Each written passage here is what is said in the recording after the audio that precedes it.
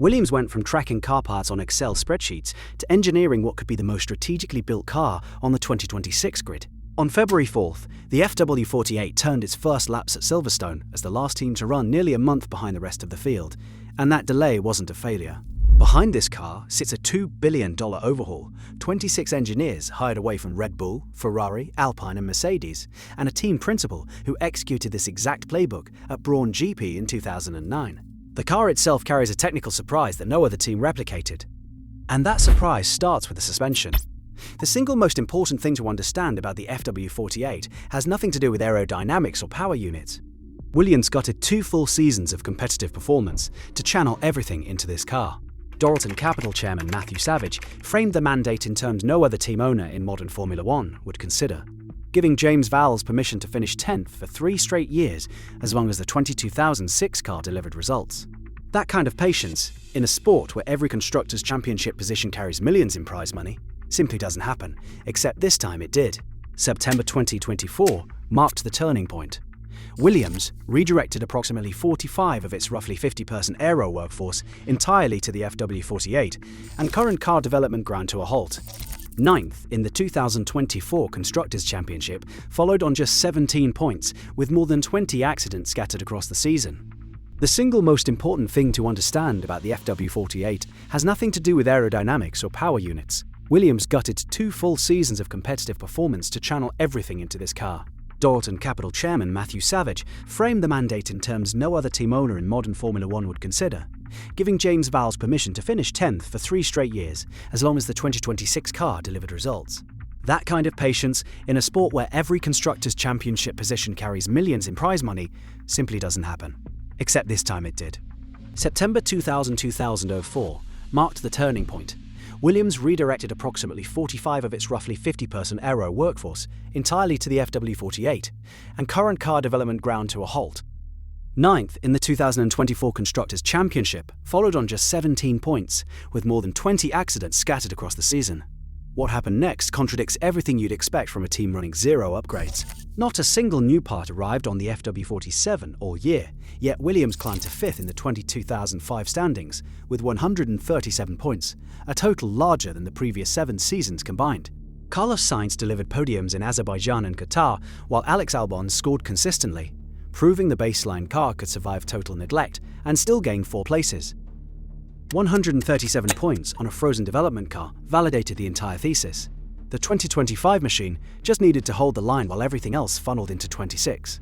This approach didn't come from nowhere. Vowles lived through it as Brawn GP's chief strategist in 2009, watching Ross Brawn redirect Honda's 9th-place team toward radical aero regulations and produce the BGP 001, a championship winner assembled on a shoestring by a team the paddock had written off.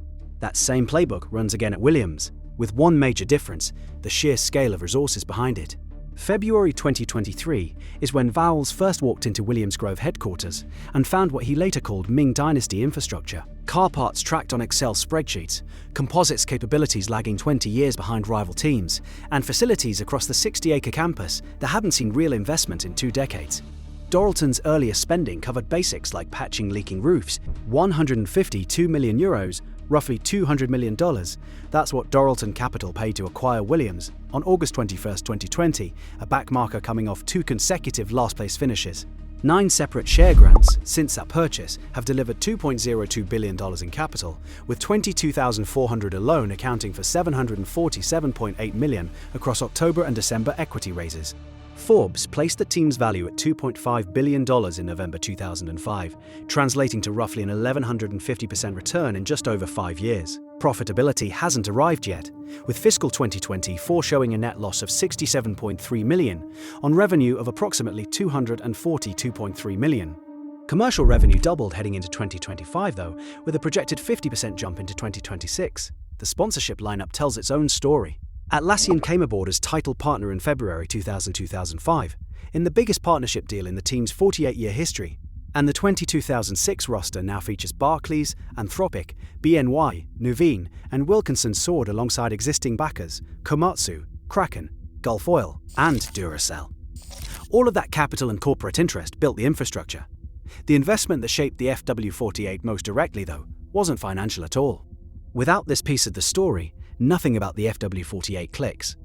$2 billion bought the facilities in the simulator, but Valves used that war chest to execute one of the most aggressive talent raids modern Formula One has seen. 26 technical personnel arrived from rival teams in a single hiring wave announced mid-2024. 4 came from Red Bull, 10 from Alpine, and several more from Mercedes and Ferrari, bringing combined experience exceeding 102 years and direct involvement in 12 Constructors' Championships, plus 13 drivers' titles. Pat Fry arrived first as Chief Technical Officer from Alpine in November 2002.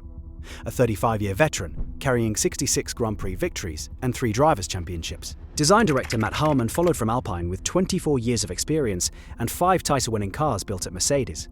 From Haas came Juan Molina as Chief Aerodynamicist, though his real pedigree traced back to Red Bull, where he contributed to 3 championship doubles. Steve Winstanley rounded out the senior hires with 14 years at Red Bull across 6 double championship campaigns, joining as Chief Engineer for Composites and Structures. Where those 26 hires landed reveals the strategic thinking behind the car. 11 went straight into aerodynamics and 13 into the design office, the 2 departments that determine whether a new regulation car performs or falls flat. Fry oversaw the FW48's design from start to finish, and the team described the result as the most complex car Williams has ever produced. When the machine finally appeared at Silverstone on February 4th, it carried a technical signature unlike anything else on the 2026 grid. Pull rod front, push rod rear. That's what the FW48 runs, and Williams stands alone on the 2026 grid with this split configuration. Mercedes, McLaren, Ferrari and Red Bull all committed to double pushrod, Alpine and Cadillac went double pullrod, and Williams charted an entirely separate path. Red Bull's RB19, the car that swept 22,300 directly inspired the front suspension geometry, with the upper wishbone triangle inclined steeply to create anti-dive characteristics that stabilize the front end under heavy braking. The rear suspension arrives as part of the Mercedes package, alongside the gearbox, making the front end the only area where Williams exercises complete design autonomy over suspension architecture. Vowles acknowledged the competitive picture with typical candor, noting the Williams front wishbone differs slightly from rivals, while describing Adrian Newey's Aston Martin AMR26 as featuring wishbones in places where they arguably shouldn't be, calling the approach very impressive, but admitting he wouldn't want to be the designer making it work. Secrecy surrounded the design right up until track running. During the February 3rd livery launch, the show car renders contained 0 suspension elements, and the real geometry only surfaced in photographs from the Silverstone filming day the following morning. Racing News 365 analyst Paolo Filicetti described the front wing as very well profiled, with elements creating deliberate airflow deflections, while the side pods appeared fairly standard, pointing toward reliability and systems integration over aggressive aero solutions in the opening spec. That design philosophy connects directly to why Williams never made it to Barcelona, and the absence tells you more about the FW48 than any spec sheet could. 10 entries completed the 5-day Barcelona shakedown from January 26 through the 30th, including newcomers Audi and Cadillac. Williams stood as the only team absent from the first public running under the new regulations. Production load across the team system ran at roughly 3 times previous capacity under the 22.6 requirements, and reporting from French outlet Auto Hebdo pointed to a failure during FIA safety testing as a contributing factor. Though the car ultimately cleared all mandatory crash tests, rather than ship an incomplete machine to Spain, Williams opted for a virtual track test, a rig-based program incorporating the physical chassis, engine and gearbox to simulate real conditions, capable of replicating everything from Singapore heat to 4-degree Silverstone cold, with varying traffic patterns.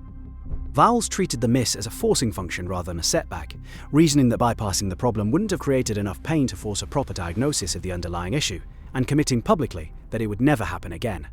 12 years of partnership with Mercedes, the longest customer-supplier relationship in current Formula One, offered a practical cushion. Whatever Mercedes learned during Barcelona testing carries directly over to Williams through that embedded relationship. An edge Alpine can't match after switching to Mercedes power for 2026 without the integration history. February 10th brings a second filming day at Bahrain, one day before official pre-season testing opens on February 11th.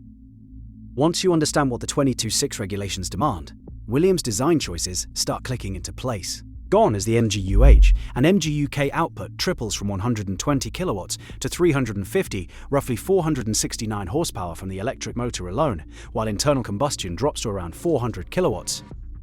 The result is an approximate 50-50 power split between electrical and combustion energy for the first time in Formula One history, with every car running 100% advanced sustainable fuel.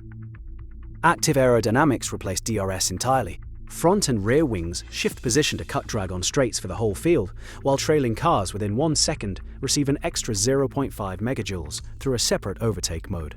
The leading car's electrical deployment fades above 290 km per hour and hits zero at 355, while the pursuing car keeps full power through 337, creating a speed differential engineered directly into the regulations. Shorter wheelbases, narrower floors, and a 30 kg weight reduction bring the minimum down to 768 kg. Williams' FW48 tips the scales at 772.4, just 4.4 kilos over that target, under a budget cap of $215 million. This is where Williams' suspension choice reconnects with the bigger picture. Active aero represents the defining technical challenge of these regulations, and the team that best integrates adjustable wings with suspension geometry gains a compounding edge. Williams' pull rod front and push rod rear split was engineered to harmonize with the active aero package as one unified system rather than separate components bolted together. That kind of integrated systems thinking has surfaced at Williams before, and what happened last time changed Formula One. 1992 belongs to the FW14B, a car built around active suspension refined over 7 years that automatically controlled ride height and maximized downforce across every condition. Paired with Adrian Newey's aerodynamics, the FW14B claimed 10 of 16 victories and wrapped up the title by round 11. Active aerodynamics now occupy that same territory, a domain where software mastery and systems integration determine the outcome, and whoever cracks that integration first builds an advantage that compounds with every race weekend. The cautionary chapter carries weight too. When the FIA outlawed active suspension ahead of 1994, the FW16 shed its predecessor's dominance overnight, proving that technology-dependent advantages vanish the moment regulations shift. Williams recovered to win the Constructors' Championship in 94, 96, and 97. The organization behind the technology outlasted the technology itself. Compared to its direct competitors, Williams occupies an unusually strong position for a team that finished 9th just 2 seasons ago. 0 points in 2024 haunt Audi despite Qatar Investment Authority backing, and their unproven Newbird power unit faces its first real test. Alpine now shares Williams' Mercedes engine supply, but can't replicate 12 years of embedded integration, especially after losing at least 10 technical staff to the Grove team. Toyota's title sponsorship boosted Haas for 2026, though Haas finished 8th versus Williams' 5th. Racing Bulls draw from Red Bull Powertrain's works unit, but tighter sister team regulations limit how much knowledge actually transfers. One detail that rarely surfaces in 2026 coverage is what Williams' poor 22.4 finish actually unlocked. Under Formula One's sliding scale, 9th place granted the team maximum wind tunnel and CFD allocation, meaning Williams ran more aerodynamic testing than any other team on the grid during the FW48's most critical development window. Vowles hasn't oversold where Williams stands, acknowledging directly that a fight for second or first simply isn't realistic in 26 end, placing genuine championship contention in the 28 to 2029 window. That framing overlooks what actually makes this story unexpected. 5 years ago, 0 points and Excel spreadsheets defined this team. Today, Carlos Sainz and Alex Albon form the strongest driver pairing in Williams' modern history. The technical office operates under engineers carrying over a century of combined experience across 12 Constructors' Championships, and $2.02 billion has reshaped the entire operation. The FW48 runs a suspension philosophy nobody else on the grid replicated. Late to Barcelona, 4.4 kilograms over the minimum, the last car to turn a wheel in 2026. None of those facts capture what's genuinely surprising here. Williams being part of this conversation at all is the unexpected part, and the man directing the operation has already proven this playbook delivers. Pre-season testing opens in Bahrain on February 11th, and the FW48's competitive story begins there. The bet behind the car was placed 2 years ago. Subscribe and turn on notifications, because once the Bahrain timing sheets land, the picture of who actually got 2026 right is going to shift fast.